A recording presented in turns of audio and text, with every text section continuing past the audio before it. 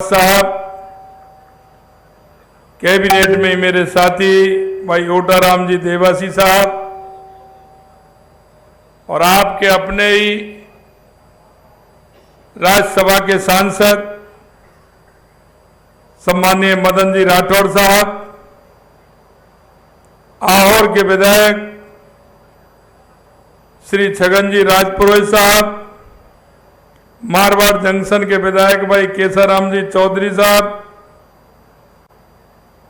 हमारे पूर्व सांसद पुष्प जैन जी, हमारे जालौर सिरोही के लोकसभा के प्रत्याशी जो 4 जून को सांसद बनने वाले हैं ऐसे भाई लुम्माराम जी चौधरी साहब, हमारे यहाँ के पार्टी के जिला अध्यक्ष भाई मनसाराम जी, यहाँ के जो भामाशाह जिन्होंने अपने जीवन के एक उत्कृष्ट कार्य जो समाज को उन्होंने एक अच्छे काम के लिए एक विद्यालय निर्माण किया है, ऐसे भामाशाह मणिलाल जी राय गांधी जी और नरेंद्र कुमार जी राय गांधी साहब, उनके सभी परिवारीजन, संगठन मंत्री विद्या भारती अखिल भारतीय संस्थान सम्माननीय यतेंद्र जी शर्मा साहब, इस अध्यक्ष विद्या भारती जोधपुर प्रांत के और इस कार्यक्रम के उपाध्यक्ष लाल सिंह जी राजपुरोहित साहब, अध्यक्ष आदर्श विद्या मंदिर शिक्षा संस्थान बाली के श्री गिरजानंद जी तोशनीवाल साहब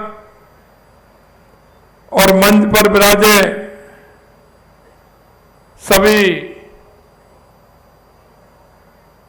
राय गांधी परिवार के सभी सदस्यगण और प्रेरक भामाशाह डॉक्टर चंदनमल जी गांधी साहब, इस विद्यालय परिवार के सभी प्राचार्य और आचार्य बंधु भगिनी और इस कार्यक्रम में आए सभी तखतगढ़ एवं और पास के गांव के सभी मेरे पूजा योग बुजुर्गों, नौजवान दोस्तों और मेरी माता और बहनों, सबसे पहले तो मैं आप सभी का वंदन करता हूं, अभिनंदन करता हूं, आप सभी को नमन करता हूं।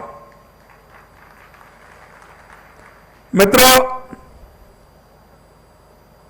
राय गांधी आदर्श विद्या मंदिर के भवन लोकार्पण के अवसर पर मैं इस भामाशाह सम्मान समारोह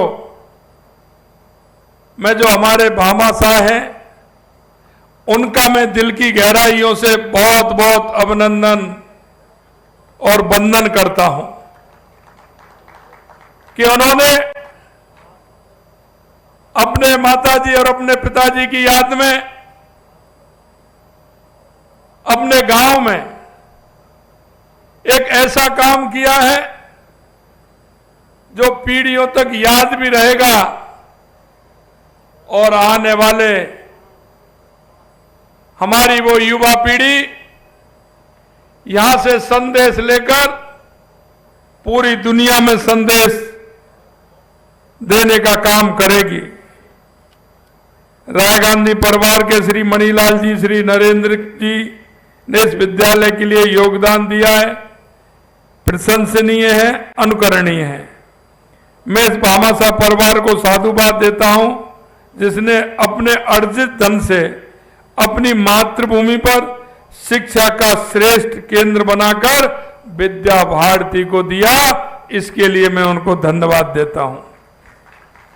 विद्या भारती आदर्श विद्या मंदिर एवं सरस्वती शिशु मंदिरों के माध्यम से विद्यार्थियों का चरित्र निर्माण, राष्ट्रीय भावना और सामाजिक सरोकार विकसित करने की शिक्षा देने का ये काम करती है।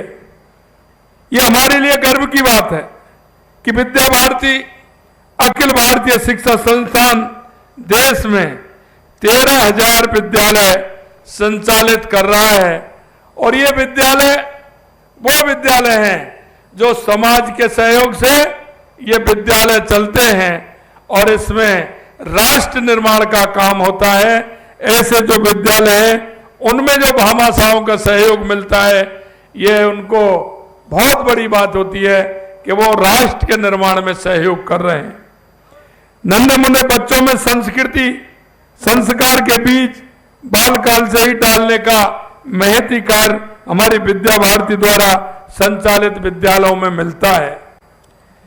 आज देश के किसी भी दूर दराज के क्षेत्र में चले जाइए, विद्या भारती की योजना से चलने वाला कोई ना कोई विद्यालय आपको जरूर मिल जाएगा।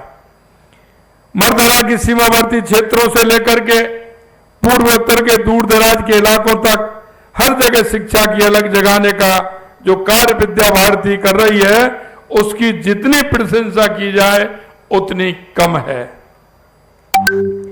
खास बात यह है कि सेवा और समर्पण की भावना से किए जा रहे इन विद्यालयों के पीछे प्रचार पाने की आकांक्षा जरा भी नहीं है। देश भर में 1 लाख से अधिक एकल विद्यालय और संस्कार केंद्रों का संचालन भी विद्या भारती करती है। विद्या भारती विद्यालयों में करीब 32 लाख शिक्षार्थी शिक्षा ग्रहण कर रहे हैं। राजस्थान की धरती को अपने भामाशाहों की वजह से जाना जाता है। राजस्थान वासियों ने देश दुनिया में अपने परमार्थिक कार्यों से पहचान बनाई है। मैं आज के अवसर पर सभी भामाशाहों को कोटि कोटि धन्यवाद भी देता हूं। आधुनिक सुविधाओं से युक्त विद्यालय शिक्षा के लिए एक बेहतर वातावरण प्रदान करेगा और बच्चों में ज्ञान और कौशल का विकास भी करेगा। शिक्षा किसी भी समाज की प्रगति की कुंजी है, राष्ट्र निर्माण का आधार है। शिक्षा ही शक्तिशाली साधन है जिससे हम समाज में व्याप्त कुरीतियों को भी दूर कर सकते हैं। शिक्षा के उद्देश्य को प्राप्त करने और इसे मौजूदा जरूरतों के मुताबिक बनाने के लिए हमारे प्रधानमंत्री श्री नरेंद्र मोदी जी ने अनेक पहलें की हैं। केंद्र सरकार की नई शिक्षा नीति शिक्षा के क्षेत्र में क्रांतिकारी बदलाव लाने वाली है। यह शिक्षा नीति विद्यार्थी के सर्वांगीण विकास, कौशल उन्नयन, रोजगार के लिए उन्हें तैयार करने पर बल देती है। इससे बच्चों को अपने रुचि के क्षेत्र में आगे बढ़ने का मौका भी मिलेगा।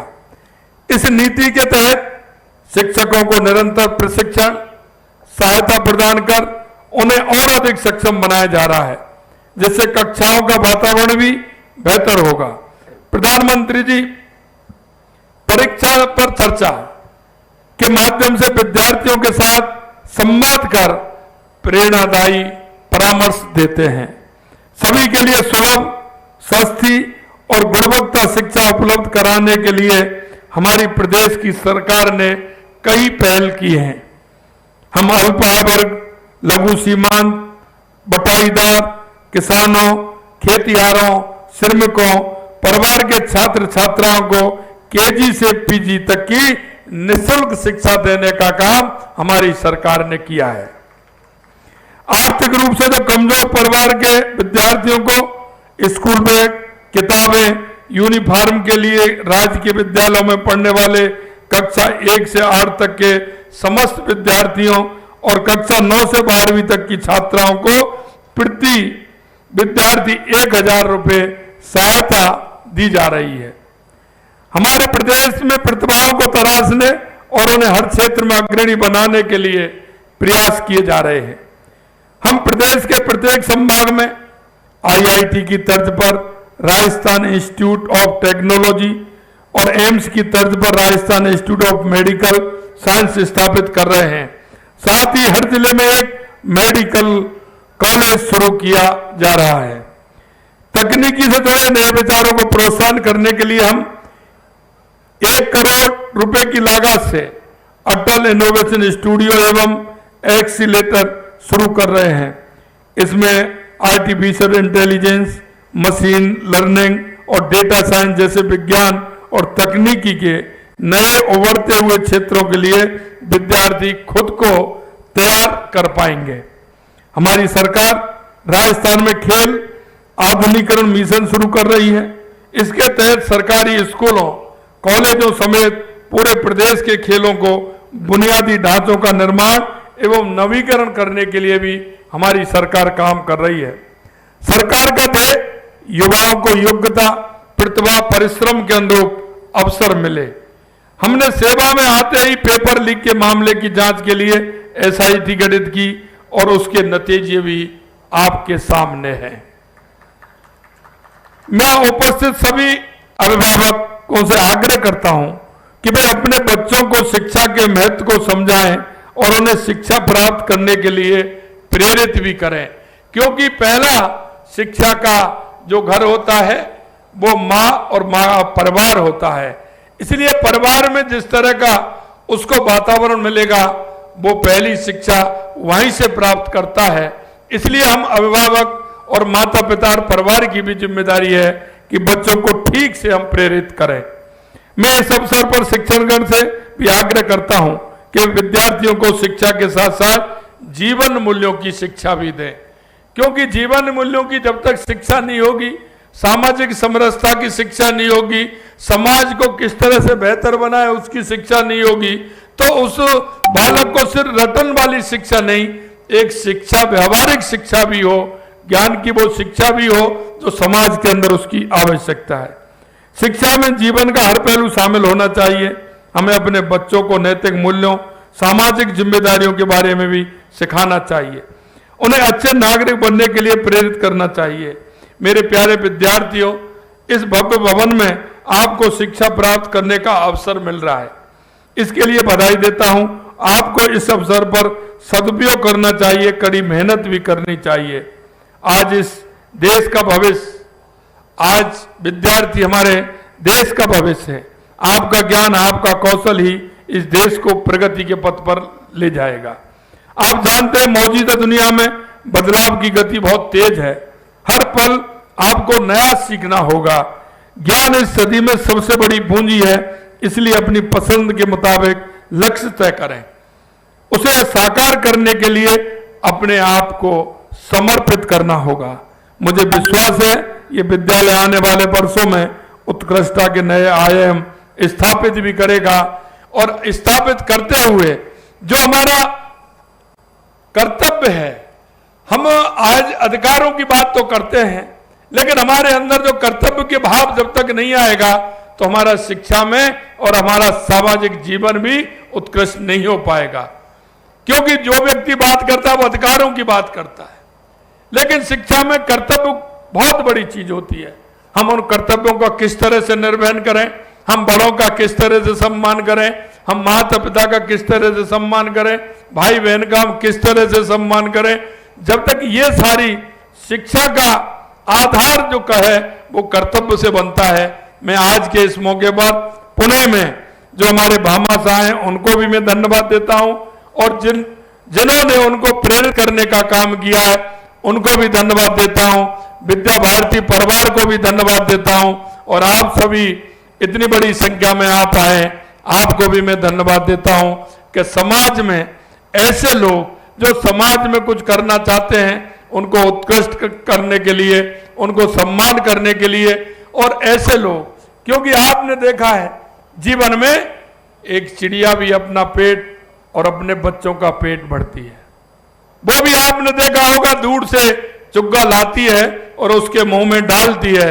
लेकिन हम सभी का यह कर्तव्य भी बनता है कि समाज को देखते हुए, समाज में जो अंतिम पायदान पर कोई व्यक्ति खड़ा है, चाहे वो शिक्षा के क्षेत्र में हो, चाहे वो सामाजिकता की किसी भी क्षेत्र में पीछे खड़ा है, अंतिम पायदान पर खड़ा है, उसको हम कैसे सहयोग कर सकते हैं।